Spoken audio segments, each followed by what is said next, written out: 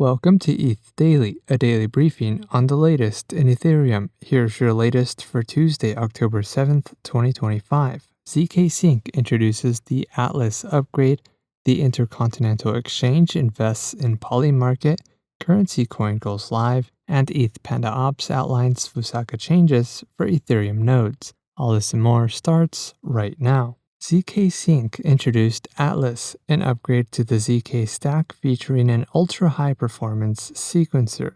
The sequencer delivers 15,000 transactions per second throughput for stablecoin transfers and up to 43,000 TPS for ETH transfers. The release also enables 1-second zero-knowledge finality through Airbender, ZKsync's open-source RISC-V proof system. The Airbender integration produces 1-second block proofs and achieves minutes to Ethereum finality at a cost of about 1/100th of a cent per transaction. The new Atlas architecture is modular and supports multiple VM types, positioning ZKsync as the infrastructure connecting private institutional chains with public Ethereum liquidity. Atlas is currently live on testnet with a mainnet deployment planned in the coming weeks.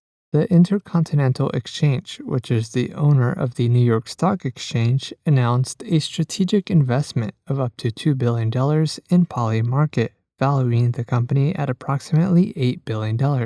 Under the partnership, ICE will become a global distributor of Poly Market's event-driven data to institutional investors and collaborate on future tokenization initiatives. Poly Market is the world's largest prediction market platform with over $14 billion in cumulative volume, enabling users to trade on real-world event outcomes. Poly Market CEO Shane Copland called the partnership a major step towards bringing prediction markets into the financial mainstream, adding that the best is yet to come.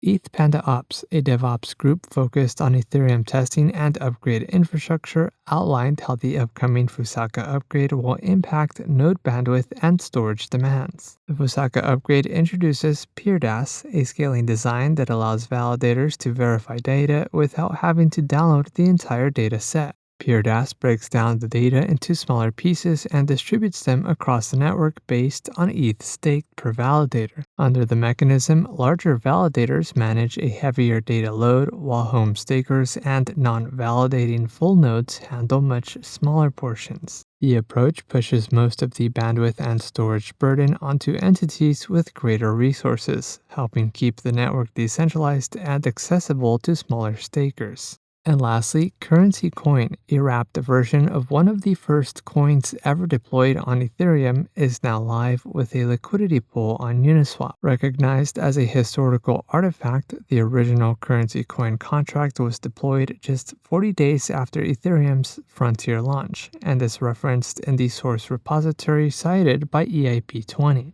Currency Coin has a total supply of 1 trillion tokens. The project has pledged 1% of its supply to the Protocol Guild, 1% to Giveth for causes, and 0.5% to Degen 1 Ethereum phone holders. Currency Coin was one of the first functioning tokens deployed on Ethereum, serving as a code reference for what became the ERC20 standard. In other news, Foundry releases version 1.4.0 release candidate 3, and the Bank of New York Mellon considers tokenizing deposits.